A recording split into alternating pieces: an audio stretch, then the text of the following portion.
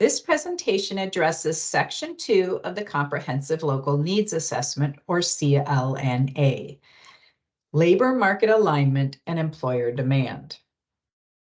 This section of the CLNA meets the legislative mandate under Section 134.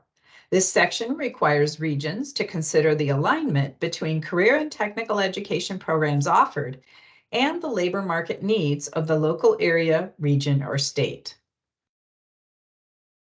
This includes assessing whether programs offered are sufficient in size, scope, and quality to meet the needs of all students served, aligned to state, regional, tribal, or local in-demand industry sectors or occupations, and designed to meet local education or economic needs.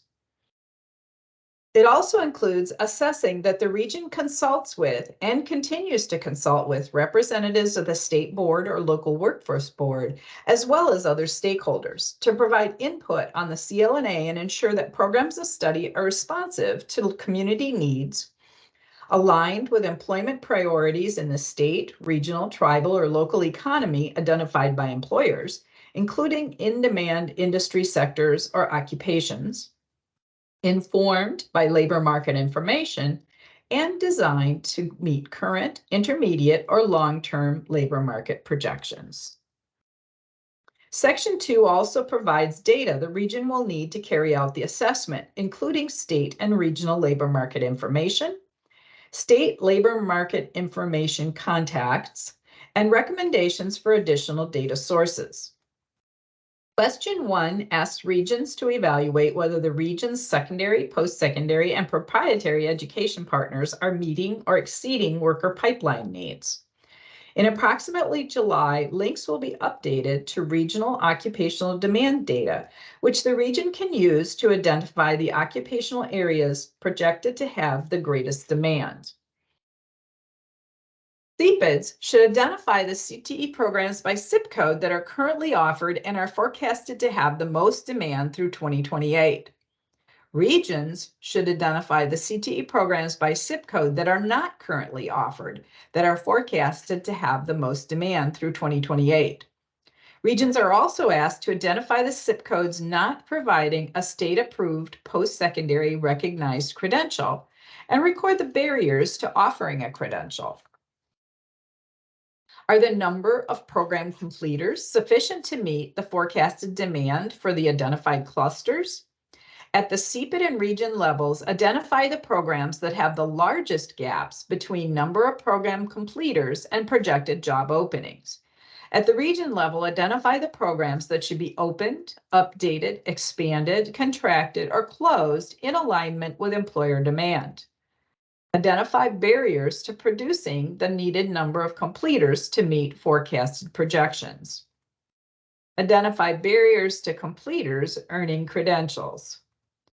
Identify emerging specific occupations in the region not identified in the state or regional data that have been identified as a need by private sector partners or Michigan Works.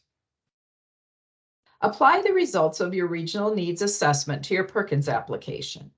What activities can your region develop in your Perkins application to increase CTE programs to meet labor market projections?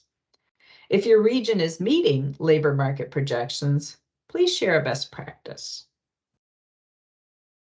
Question 2 asks CEPDs and regions to identify with their partners, including advisory committees, the technical, credential, and professional or soft skills needed to meet labor market demand. In your regional analysis, please list the main topics identified by CTE advisory committees that impact the labor market. List the emerging technical occupations and skills identified by CTE advisory committees that impact the labor market.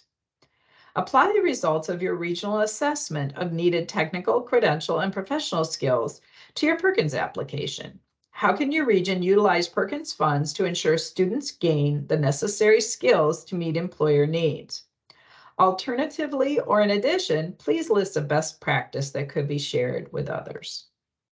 Question 3 asks operating agencies, CEPDs, and regions to review their CTE follow-up survey total and related placement data and identify programs by zip code and operating agency that are not attaining the state-determined level of performance for placement in continuing education, military, voluntary service, or employment? What programs by zip code are below the state-determined level of performance for placement? That is Perkins Core Performance Indicator 3S1. What are the barriers to placing students in employment, continuing education, military, or volunteer service? Identify CTE programs by zip code where the percentage of concentrators in related placement is below the state average related placement, and the barriers to placing concentrators in related employment, continuing education, or volunteer service. Apply the results of your assessment of your total and related placement to your Perkins application. How can your region carry out activities under your regional Perkins application to ensure students are placed in related employment, continuing education, military, or voluntary service? Can you share a best practice?